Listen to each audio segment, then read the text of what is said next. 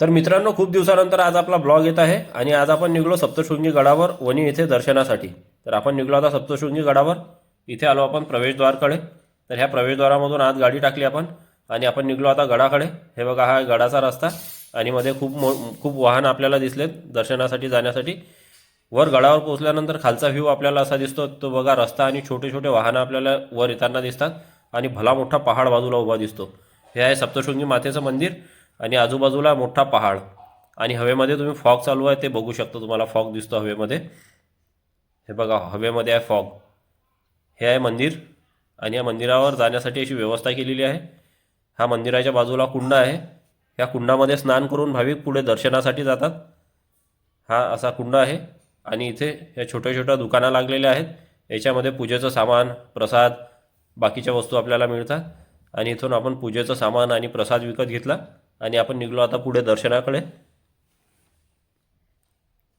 तर ह्या ट्रेनमध्ये आपण बसून वर जाणार आहोत दर्शनासाठी। हे बघा, ह्या ट्रेनमध्ये आपण बसलो। ह्या ट्रेनचे दरवाजे ऑटोमॅटिक होते। हे बघा, ऑटोमॅटिक दरवाजे लॉक होतात। आता आपण बसलो ट्रेनमध्ये। आता आपण जात आहे वर। तर हे बघा, वर चढताना खालच्या गावचा व्ह्यू आपल्याला असा दिसतो। बघा, कुठे सावली आहे तर कुठे ऊन आहे। पलीकडच्या पर्वतावर ऊन आहे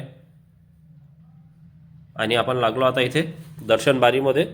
तर दर्शनामध्ये बघा किती गर्दी आहे। दुरून दुरून भाविक दर्शनासाठी आलेले होते आज आणि इथे माकड होता। ह्या माकडाने ह्या मावशीची ओटी पळवली देवीची। हे बघा, हा ओटी घेऊन वर चालला गेला देवीची आणि बसला इथे खेळत।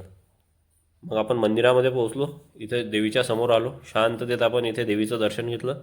तुम्ही पण देवीचं दर्शन करू शकता या व्हिडिओच्या माध्यमातून। मग आपण आता पुढे निघलो आपल्या परतीच्या प्रवासाला। ह्या ट्रेनमध्ये बसून आता आपण खाली उतरत आहोत। तर खाली उतरतानाचा व्ह्यू असा दिसतो आपल्याला।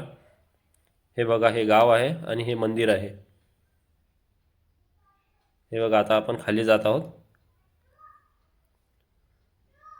हे बघा, खाली तुम्हाला असा व्ह्यू दिसतो गावाचा उतरताना छान असा। इथे सावली आहे आणि पलीकडच्या डोंगरावर खूप ऊन आहे। मग आता आपण इथे ह्या कार पार्किंगमध्ये अटकलो। तुम्हाला हा व्हिडिओ कसा वाटला आम्हाला कमेंट करून सांगा आणि भेटूया पुढच्या ब्लॉगमध्ये।